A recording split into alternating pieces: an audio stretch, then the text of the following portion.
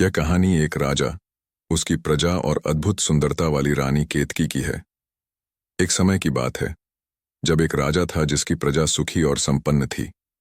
राजा का नाम था विक्रम, जो अपने राज्य को बहुत ही प्रेम और न्याय से चलाता था। राजा के पास सब कुछ था, परंतु उसकी कोई रानी नहीं थी।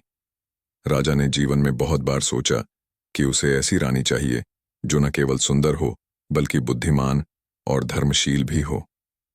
राजा ने अपने सेनापति से कहा, सेनापति, मेरे राज्य की सारी स्त्रियां सुंदर हैं, परंतु मैं एक ऐसी रानी की तलाश कर रहा हूं जो अपने रूप और गुणों से बेजोड़ हो। क्या तुम मेरे लिए ऐसी किसी स्त्री की तलाश कर सकते हो? सेनापति ने कहा, महाराज, मैंने सुना है कि एक दूरस्थ राज्य में रानी केतकी नाम की एक युवती है जिसकी सुंदरता और गुणों की कोई तुलना नहीं है। यदि आप चाहें तो मैं उसे आपके लिए ढूंढ लाऊं। राजा ने सेनापति को हुक्म दिया कि वह तत्काल उस राज्य की यात्रा करे और रानी केतकी को उसके पास लेकर आए। सेनापति ने अपने साथ कुछ वीर योद्धाओं को लिया और रानी केतकी की खोज में निकल पड़ा। लंबी यात्रा के बाद सेनापति उस राज्य में पहुंचा जहां रानी केतकी निवास करती थी।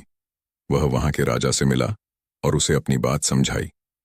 राजा ने कहा, मेरी बेटी केतकी बहुत सुंदर और समझदार है, परंतु उसकी एक शर्त है। वह तभी विवाह करेगी जब वह व्यक्ति उसकी शर्त को पूरा कर सके। सेनापति ने कहा, क्या है उसकी शर्त? राजा ने उत्तर दिया, केतकी ने कहा है कि वह उसी से विवाह करेगी जो उसे ऐसी वस्तु लाकर दे जिसकी सुगंध तो हो परंतु वह फूल न हो। सेनापति ने यह शर्त सुनी और राजा विक्रम को यह समाचार दिया।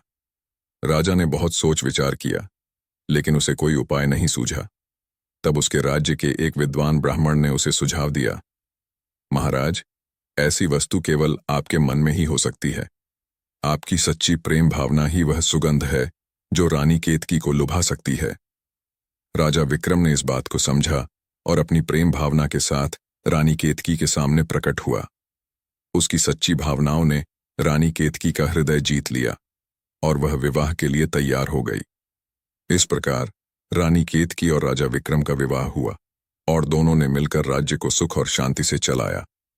कहानी की सीख यह है कि सच्चे प्रेम और भावना के आगे कोई भी कठिनाई नहीं टिक सकती।